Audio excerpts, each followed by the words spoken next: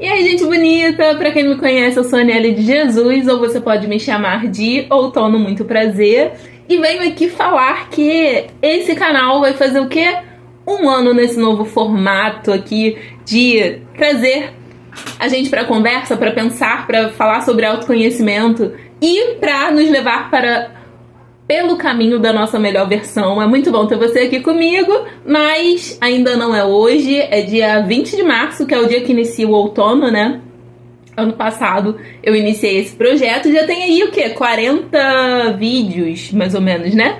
Nesse formato aqui de papeação, que é muito gostoso estar aqui com vocês. E digo mais, esse ano aí vou engajar muito a quantidade de vídeos que eu posto aqui, né?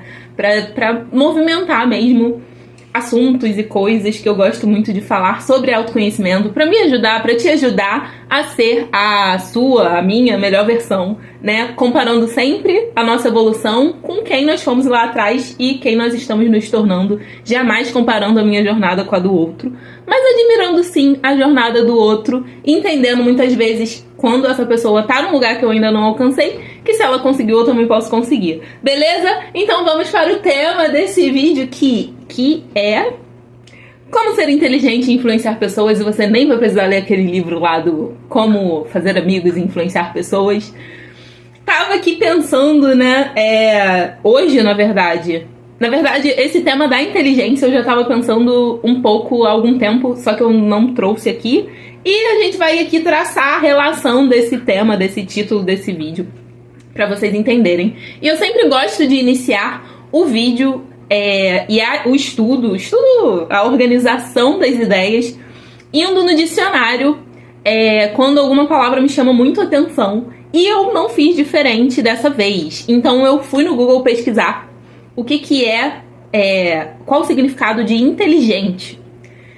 E aí, eu nunca trago todas as definições, né? Porque tem umas que fogem muito, porque geralmente parece, na filosofia, na matemática, umas coisas assim. Aí quando foge muito eu não pego todos os conceitos. Mas tinham dois conceitos no inteligente. Um era quem tem inteligência, né? Falou e não falou nada. E o outro tava aqui, aquele que possui mais inteligência que a média das pessoas. E aí eu quero que você aí do outro lado da tela guarde essa palavra média, né?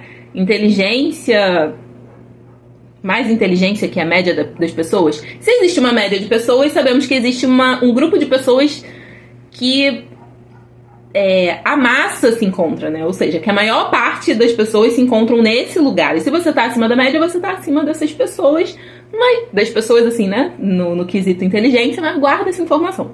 E aí eu fui pesquisar o que era inteligência, o conceito de inteligência. E aí, entre algumas coisas que eu trouxe aqui, que eu anotei, faculdade de conhecer, compreender e aprender. E aqui já fica mais interessante, mas palatável, né? Capacidade de compreender e resolver novos problemas e conflitos e adaptar-se a novas situações. Esse aqui é bem bacana também. E o último que eu anotei, conjuntos de funções psíquicas e psicofisiológicas que contribuem para o conhecimento, para a compreensão da natureza das coisas e do significado dos fatos.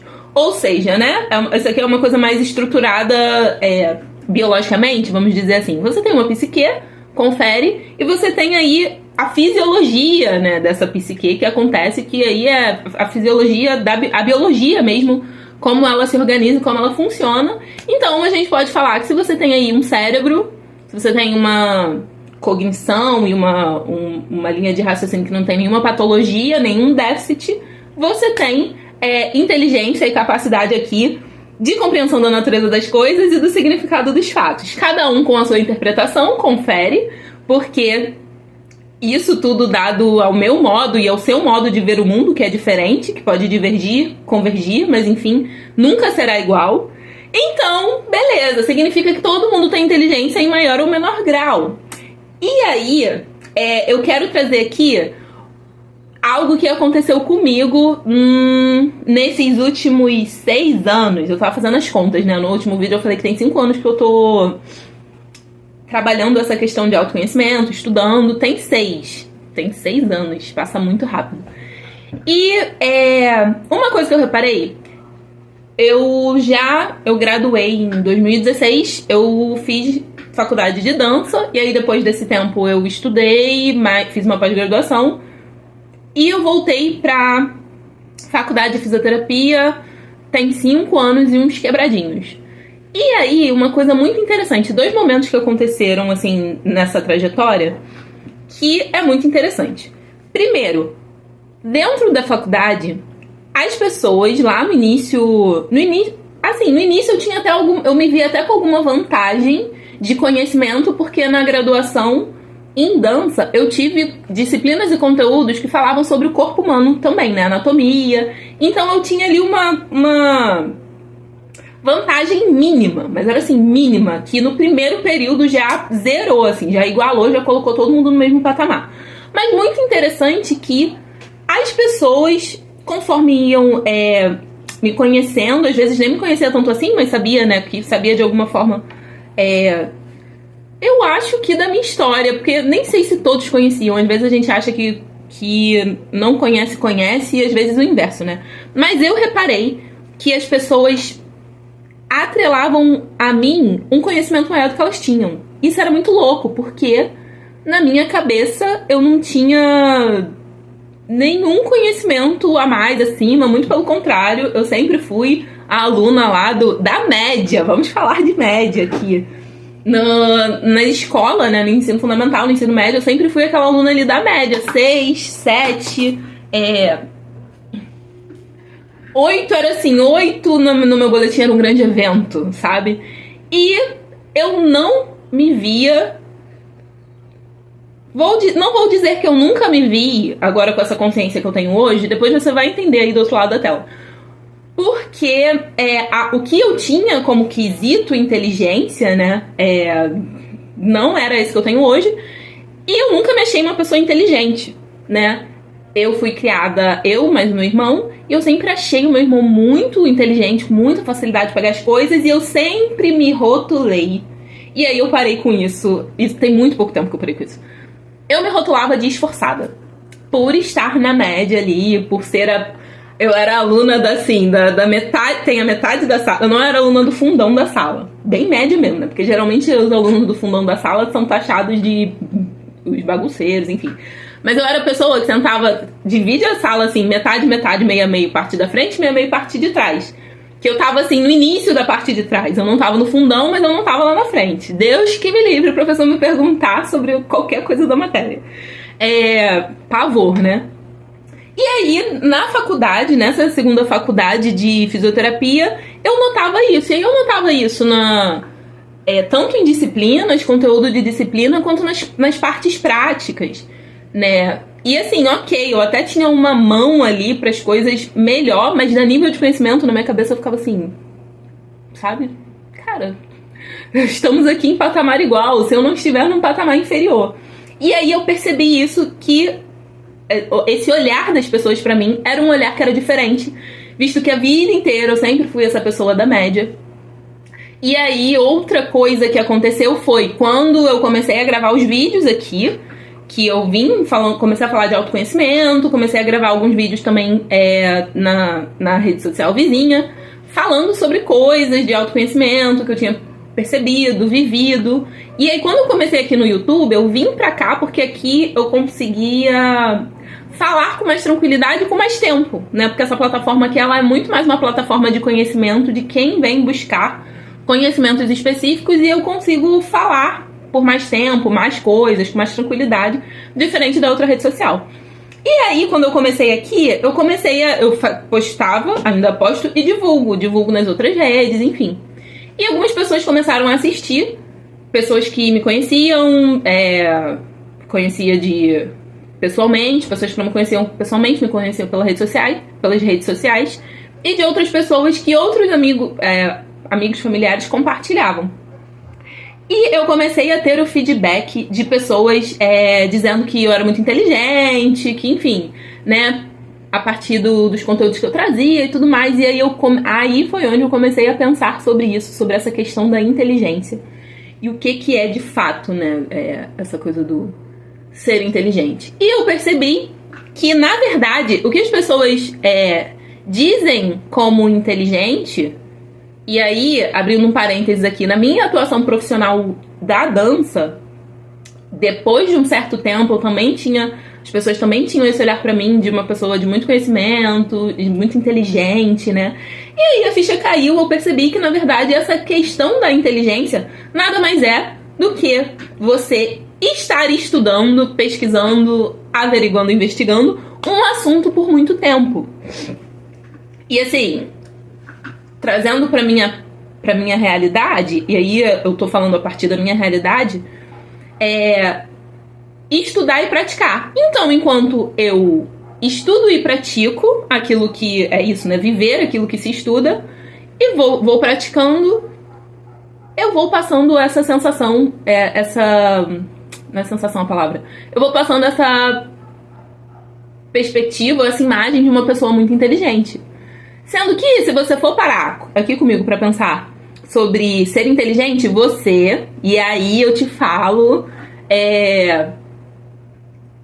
você vai concordar comigo. Quando a gente para pra pensar sobre uma pessoa inteligente, a gente geralmente atrela inteligência a talento. Tipo, como uma coisa que nasceu de maneira nata ali, tá entranhada na pessoa e que ela precisa fazer mais nada. Porque assim, ela nasceu inteligente, então qualquer coisa que ela vai fazer vai ser muito fácil, ela vai pegar muito rápido e é isso aí.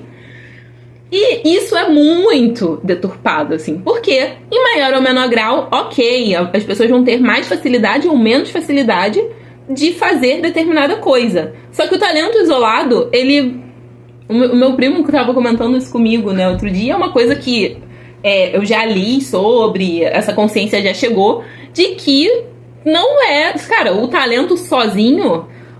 A pessoa que não tem talento, ela vence a pessoa que tem talento quando ela é consistente em algum lugar, em alguma coisa, em uma coisa que se propõe a fazer, se propõe a estudar. O talento sozinho, ele é... Sabe um mandorinha só não faz verão? Então. E aí, tem um livro, né? É Mindset, A Nova Psicologia do Sucesso, que é da Carol... Ai, meu Deus, esqueci o sobrenome, não anotei. Dweck, acho que é isso. Ela fala no livro, ela fez um estudo, eu não lembro a formação dela, gente, se é na área da psicologia, eu acho. Eu não li esse livro todo ainda, mas eu li essa parte, inclusive tá na minha dissertação. Ela fez um estudo com crianças e pré-adolescentes, se eu não me engano, que ela colocava eles pra fazer uma tarefa, era uma tarefa matemática, se eu não me engano. E aí, o primeiro grupo de crianças era elogiado o resultado delas. E o segundo grupo de crianças era elogiado o esforço delas. Então, em um ela elogiava o processo, o estudo elogiava o processo, e no outro elogiava o resultado. Sabe quando você falava lá atrás, parabéns filha, que tirou 10, sabe? Tirou 9, essas coisas? Foca aqui em mim que você vai entender. E aí, nesse estudo, esse grupo que era elogiado o resultado, então assim, elogiado a nota, vamos colocar aqui assim, eles não queriam fazer uma segunda tarefa, né? Que era uma tarefa mais difícil. E esse outro grupo que foi elogiado o processo e o esforço, né? Desse grupo, eles quiseram com mais facilidade fazer. E aí, nessa segunda atividade proposta, esse grupo que foi elogiado o esforço era uma atividade mais desafiadora. E eles não se importaram tanto com o resultado e nem acharam tão pesado nem tão difícil fazer. Mas porque eles foram curtindo o processo. Enquanto o grupo que foi elogiado o resultado não queria fazer e fez, e assim, tendo feito, chegaram a fazer, né? Não queriam fazer, mas chegaram a fazer. E a situação ali foi de mais frustração com a nota, né? Alguma coisa assim. E aí, o que a autora fala, que é muito maneiro? Esse grupo que foi elogiado o resultado, você tá atrelando o resultado dele ao talento, né? Essa coisa que nasce contigo. E ninguém que é dito pra essa pessoa que tem um talento nato quer colocar seu talento em xeque, né? Quer correr o risco de fracassar numa segunda tarefa e ter colocado o talento em xeque. Diferente do outro grupo que foi elogiado o esforço, né? que tava ali, cara, curtindo o processo e que não olhou, não ficou mal com o resultado, enfim, não se importou tanto com o resultado, mas que tava ali curtindo o processo, fazendo o processo e se desafiando, achando inclusive mais legal quando a tarefa era mais difícil, sabe? E aí, por que eu tô contando esse estudo aqui pra vocês? Porque somos tendenciosos a elencar sucesso das pessoas, seja lá o que você considera como sucesso, ao talento ou à sorte. E aí, essa é a parte que eu catuco vocês, assim, com alfinete, sabe? Pra dar aquele comichão. Por quê? Duas coisas. Uma eu já falei aqui. Talento sozinho não faz verão. Então, se você tem talento, só talento, você não está aperfeiçoando esse talento, você vai ser vai ser um talento desperdiçado. E sorte não faz manutenção de conquista. Sorte é sorte. Foi ali. Sorte, firma de dinheiro e se foi sorte, você não vai saber fazer manutenção desse dinheiro. Vai que você tem aí dinheiro como esse lugar de sucesso. E aí, é muito fácil, gente. Por que a gente tá acostumado a atrelar talento ou sorte? Porque é muito fácil a gente colocar o sucesso das pessoas, ou o resultado das pessoas, em coisas externas. Ou seja, eu não sou muito boa nisso porque eu não tenho talento. Isso é uma crença, né? Pode se tornar uma crença. Ou eu não tive a sorte que fulano de tal teve. Porque quando a gente tira toda essa questão do nosso controle, a gente não precisa se culpar. Mas na grandíssima verdade, o que a gente está fazendo é se desresponsabilizar dos nossos resultados. Ou seja, se eu não tive sorte, se eu não nasci com talento, não tem nada que eu possa fazer para conseguir chegar onde fulano chegou, para conseguir estar onde fulano está. E aí a gente fica, aquilo, a gente sempre toma decisões emocionais e justifica elas racionalizando, sabe? A gente não toma decisões racionais. Toda decisão, toda tomada de decisão, ela é emocional e a gente se conta uma história para justificar aquela tomada de decisão que a gente teve, que a gente tomou. Então, primeira coisa aqui, nesse momento desse vídeo, que provavelmente vai ficar bem grande, é você pensar que você é responsável, se autorresponsabilizar pelo que você está vivendo hoje, pelas suas escolhas, pelos seus resultados. Se autorresponsabilizar não é se chicotear, mas é falar assim, não, peraí, eu sei que se eu for constante em alguma coisa que eu me proponho, isso vai sobrepor talento. Eu não preciso ter talento. E uma coisa importante é ressignificar, né? Por exemplo, você acha a matemática muito difícil. E aí você acha que não consegue porque não tem talento, né? Para aquilo. A primeira coisa que você tem que parar de falar é se contar que matemática é muito difícil. Porque você vai acreditar naquilo e se você se repete tanto aquilo, que vira uma verdade. Se vira uma verdade, tá lá no seu inconsciente que matemática é muito difícil, não vai ter... Você vai tornar esse processo mais doloroso, apenas, sabe? E sim, você pode ter menos facilidade, mas isso não significa que você nunca vai aprender. Eu aprendi matemática estudando para concurso, burra velha. Porque quando eu era adolescente eu tinha essa crença que não, matemática não é pra mim e eu sou de humanas, a gente faz essas piadas, né? Na verdade, como uma grandíssima forma de lidar com o que a gente diz pra gente, que de uma frustração, enfim, de não ser bom em exatas, enfim. Então vamos para a segunda parte desse vídeo, que é como influenciar pessoas, né?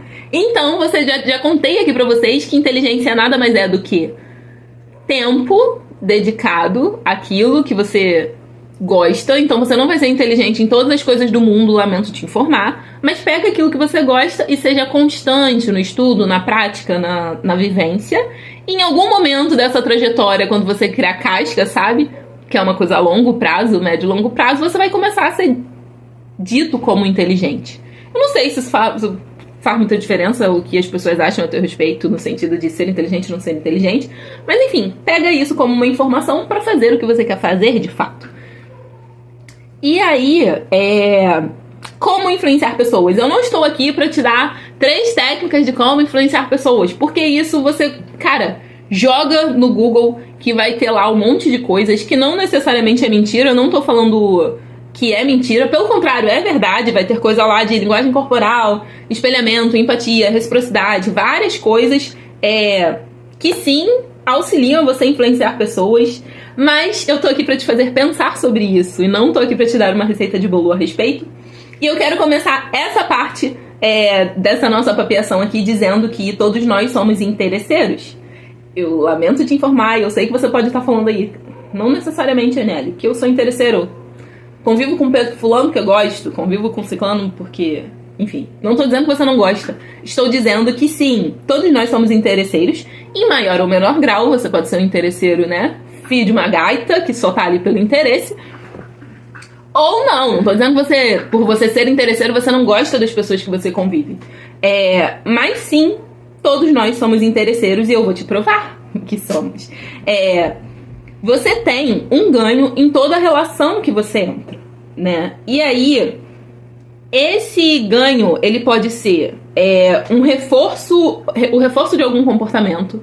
Então, por exemplo, você anda com pessoas que bebem pra caramba e você também bebe pra caramba. E aí, tem ali um reforço desse comportamento.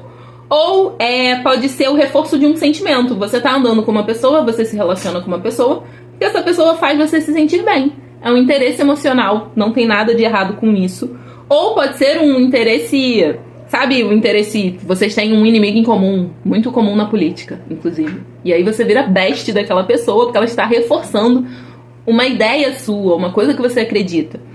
Esse interesse pode ser físico, e aí esse físico pode ser não necessariamente o que você está pensando, alecrim dourado. Pode ser também? Pode ser também, né? Esse interesse físico íntimo. Mas pode ser um interesse físico, por exemplo, como seu personal trainer, no sentido de ganhar musculatura e ficar mais forte, enfim. Ou os outros, sei lá. Esse interesse pode ser um interesse financeiro, puramente financeiro, por exemplo, com o seu chefe. Às vezes você não queria nem conviver com aquela pessoa, não queria nem saber que aquele ser humano existe, mas você se relaciona porque tem um interesse. E aí, julgue você quais são os seus interesses e se eles são, assim, de certa forma genuínos e ok, ou se extrapolam um pouco aí com você. E aí, vamos lá. Quando eu chego a achar engraçado, né? Quando eu penso assim, na minha história, desde lá de moleca, eu acho engraçado porque teve em algum momento da minha vida adulta, e isso foi recente, caiu a ficha assim de, cara, eu colocava as pessoas no negócio, e assim, nada de errado, mas eu falava, as pessoas aceitavam. E até hoje as pessoas às vezes aceitam. As coisas mais nítidas que eu tenho aqui na cabeça são coisas relacionadas à dança. Quando eu era do ensino fundamental, eu já contei isso aqui em algum vídeo, eu tenho certeza. Quando eu era do ensino fundamental, eu conseguia convencer, sempre gostei de dançar, sempre dancei. Eu conseguia convencer pessoas que nunca tinham dançado a dançar em festa de escola. Hoje a gente conversa e a gente chega a rir disso, mas era muito engraçado. E isso no ensino fundamental, isso no ensino médio. E eu fiquei assim, cara, que doideira. Até hoje eu convenço pessoas que não necessariamente dançam a dançar. O último espetáculo que eu fiz, eu chamei minha prima. Pô, a experiência da minha prima dançando a gente, quando era criança, dançava El Chan, né? E era um pouco sobre isso. Mas assim, nunca teve relação íntima de gostar de dançar ou de dançar. E eu sempre consigo pescar umas pessoas assim, pessoas pra ajudar nos espetáculos. E eu fico pensando assim, gente, o que essa galera tá ganhando em troca, mas tá me ajudando pra caramba. E assim, essa é uma parada de longa data que caiu a ficha há pouco tempo. E de me perguntar, cara, o que essas pessoas estão ganhando, sabe? Me ajudando. E aí eu comecei a refletir sobre essa questão de influenciar pessoas, né? E aí pensando nisso tudo, eu vim trazer aqui coisas que eu fiz, que eu faço e que não é nenhum bicho de sete cabeças e que não são as coisas que vocês vão encontrar na internet sobre. Pode ter uma ou outra, mas assim, a partir da minha experiência, coisas que fizeram sentido. Cara, como até hoje eu consigo influenciar uma pessoa assim? Cara, eu já consegui patrocínio, dinheiro, assim. É claro que eu ia devolver, mas acho que, cara, dinheiro, sabe? Eu consegui convencer pessoas, assim, sobre amigos meus, lógico, sobre patrocinar ideias. E mesmo que a ideia fosse ter devolução desse valor, cara, sério, gente, é muito louco. E eu ainda fico me perguntando como as pessoas, como eu, sei lá, como eu consigo convencer as pessoas. Mas aí eu trouxe aqui algumas coisas, né, sobre relacionamentos, que eu acho que raramente você vai conseguir influenciar alguém se essa pessoa... Olha, isso aqui era pra estar no final, mas vai estar no começo. Que a pessoa não confia, sabe? Se a pessoa não confia em você, dificilmente você vai confiar não, vai influenciar ela. E aí, primeira coisa, assim, nas minhas relações, né, que eu trago aqui pra vocês sobre essa questão, influência vai ser a consequência, sabe? Se interesse pelas pessoas e pela história das pessoas genuinamente. E se interessar pelas histórias e pelas pessoas que você se relaciona, não a nível de fofoca, mas a nível de cuidado, a nível de querer saber como elas estão de fato. E aqui vale dizer que cuidado não é controle, porque tem gente que chama cuidado de controle e na verdade tá querendo controlar a vida da outra pessoa e ainda chama isso de amor. Cancela, tá? Mas assim, aprenda a ouvir mais do que falar. Tem gente que tá tentando se colocar o tempo inteiro, falar da própria história e se validar, e aí é outra pessoa, porque uma relação, gente, são feitas por dois, às vezes mais, mas nunca por um só. Então, assim, você se interessa genuinamente pela pessoa que tá aí contigo, no corre, na vida, na rotina, no relacionamento. Então, isso é um primeiro ponto que eu sempre fiz muito. Eu adoro histórias, né? Acho que todo mundo de maneira geral, mas eu gosto intimamente muito de histórias, de saber a história, a vida das pessoas que eu me relaciono, como elas estão. Então, uma coisa que eu sempre fiz foi me interessar pela pessoa e pela história dela e de como ela estava se sentindo. E aí, esse é o primeiro ponto. O segundo ponto, dê tempo de qualidade para essa pessoa, para essas pessoas, enfim, para as relações.